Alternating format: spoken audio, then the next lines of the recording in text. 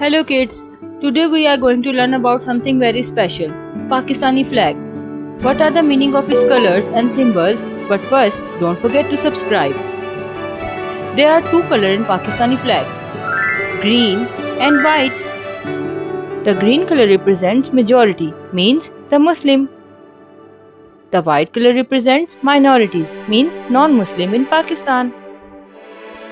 Our flag also has a crescent and a star. The crescent is a symbol of progress.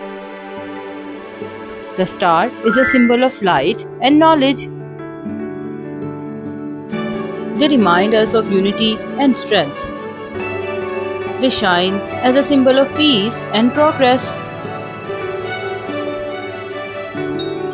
So kids, the meaning of Pakistan's flag is: green represents Muslims, white represents non-Muslims. Crescent is a symbol of progress. Star is a symbol of light and knowledge. This flag reminds us of unity, faith, and sacrifice. Long live Pakistan!